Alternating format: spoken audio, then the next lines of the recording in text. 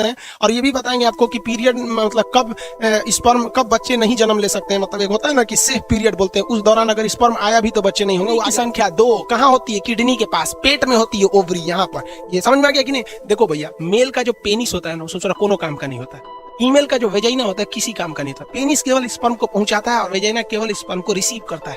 Main काम अंदर होता है ये ओवरी का। यहीं से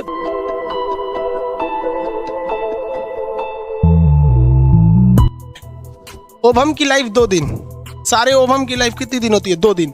2 दिन में ओवम खत्म हो जाता है। तो फिर उसके पीछे वाला ओवम आ जाता है, फिर उसके पीछे वाला ओवम आ जाता है, फिर उसके पीछे वाला ओवम आता है। तो 2 दिन इनकी जीवन काल होती है। अभी ओवम पे आ रहे हैं। आप लोग को इतना तो समझ में आ गया जुड़वा बच्चे कैसे होते हैं। बच्चे कब होंगे? जब तक निषेचन नहीं होगा। निषेचन मतलब स्पर्म और ओवम जब मिलेंगे। स्पर्म और ओवम यानी शुक्राणु और अंडाणु दोनों कहाँ मिलते हैं? फॉलोपियन ट्यूब पर। कहाँ मिलते हैं? फॉलोपियन ट्यूब पर। निषेचन हो जाता है, जुड़वा बच्चे हो गए।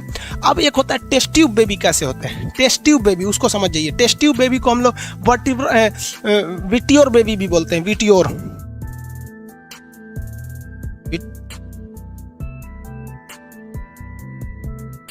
विटियोर ऐसे करके स्पेलिंग ध्यान नहीं आ रहा है विटियोर बेबी का।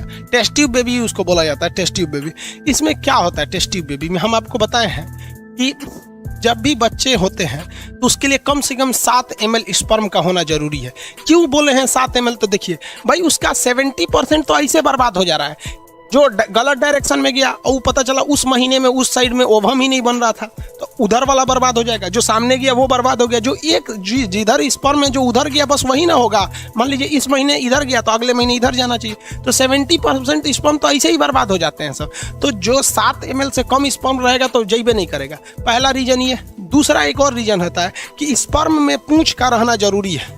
ये स्पर्म जो है ना, इसमें पूंछ का रहना जरूरी है, क्योंकि यही माइटोकॉन्ड्रिया होता है, यही स्पर्म को आगे ढकेलता है। किसी किसी पुरुष में स्पर्म तो बनते हैं लेकिन वो पूंछ नहीं बन पाता है। पूंछ नहीं बन पाएगा तो स्पर्म यूट्रस में ही रह जाता है। तो स्पर्म यूट्रस में रह जाएगा तो क्या बच्चा थोड़ी होगा? बच्चा के लिए फॉलोपियन ट्यूब में जाना चाहिए। तो 2 गलती पुरुष में होती है।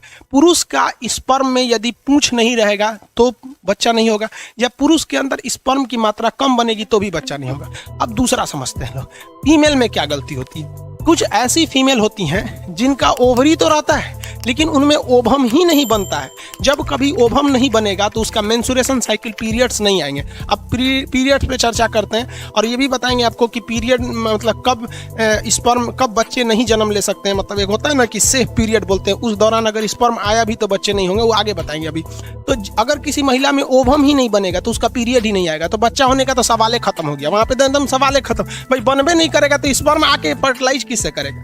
या फिर कुछ ऐसी महिला होती है जिसमें बड़ी कम बनता है, तो जब कम बनेगा तो उसमें भी दिक्कत है। और सबसे भयानक दिक्कत होता है महिलाओं में, पता है क्या? किसी महिलाओं का ये फॉलोपियन ट्यूब इतना पतला होता है कि स्पर्म वहां जा ही नहीं पाता है। तो कुछ फीमेल में भी प्रॉब्लम होता है, मेल में भी प्रॉब्लम होता है। तो ऐसे बच्चे के लिए डॉक्टर क्या करता है कि मेल का स्पर्म ले लेता है। मेल में इजीली मास्टरबेशन द्वारा उसका स्पर्म को ले लेता है।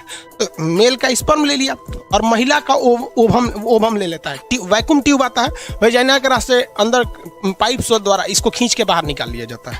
तो ओवम क्या कर लिया गया? बाहर निकाल लिया गया। यहाँ से ओवम भी बाहर आ गया। ये तो फॉलोपियन ट्यूब था ना जी। ओवम क्या आ गया? यहाँ से बाहर आ गया। तो अब डॉक्टर के पास क्या चीज है? ओवम है। तो डॉक्टर क्या करेगा? एक टेस्ट ट्यूब में क्या रखेगा? ओवम रखेगा यहाँ पर। और डॉक्टर के पास क्या है? स्पर्म भी है। तो डॉक्टर क्या रखेगा? स्पर्म भी रखेगा यहाँ पर, स्पर्म। और इसको क्या करेगा? निषेचन करा देगा शरीर के बाहर। तो शरीर के बाहर क्या करेगा? निषेचन करा देगा। और जब निषेचन हो जाएगा तो अब तो ये निषेचन हो गया। और आप बताइए, निषेचन तो फॉलोपियन ट्यूब में होता है लेकिन बच्चा तो बड़ा होता है यूट्रस यानी गर्भाशय में। भाई ओवम बनता है ओवरी में। वही तरीका टच थोड़ा सा हो जाता है तब बीट जाता है। ओवम बनता है ओवरी में, निषेचन होता है फॉलोपियन ट्यूब में, लेकिन बचवा तो जन्म लेता है यूट्रस में। अब डॉक्टरवा क्या किया? ओवम निकाल लिया है बाहर, स्पर्म निकाल लिया है बाहर, और बाहर में क्या करा दिया? निषेचन करा दिया। निषेचन कराने के 2-3 दिन बाद क्या करेगा? इसको पाइप के रास्ते लेगा। डॉक्टर का अपना इंस्ट्रूमेंट होता है और उसको फीमेल के वेजाइना के रास्ते यूट्रस में छोड़ देगा। अब बताइए, जो काम फॉलोपियन ट्यूब में होना था वो कहाँ हो गया? बाहर में हो गया, विटियोर यानी शीशे वाले बॉक्स में हो गया। और उसके बाद बच्चे को वापस यूट्रस में रख दिया गया। क्योंकि बचवा को ट्यूब में रखिएगा तो ओकरा खाना पीना कौन देगा? ट्यूब में खाना थोड़ी मिल सकता है। बाहरवा शीशा में खाना मिलेगा उसको, कोनो मशीन में खाना थोड़ी मिलेगा। खाना तो अंदर ही मिलेगा। माँ खाएगी तो इसके पास जाएगा। तो जब कभी भी निषेचन की क्रिया फॉलोपियन ट्यूब में न करा के बल्कि ओवम और स्पर्म को लेकर बाहर कराया जाता है और बाहर कराने के बाद उस बच्चे को निषेचित अंडा को जब फर्टिलाइजेशन हो जाता है तो वापस उसे यूट्रस में छोड़ दिया जाता है, तो ऐसे बच्चे को हम कहते हैं टेस्ट ट्यूब बेबी। क्या कहेंगे? Test tube baby. Test tube baby समझ में आ गया कि नहीं आ गया? परख नली शिशु कहते हैं।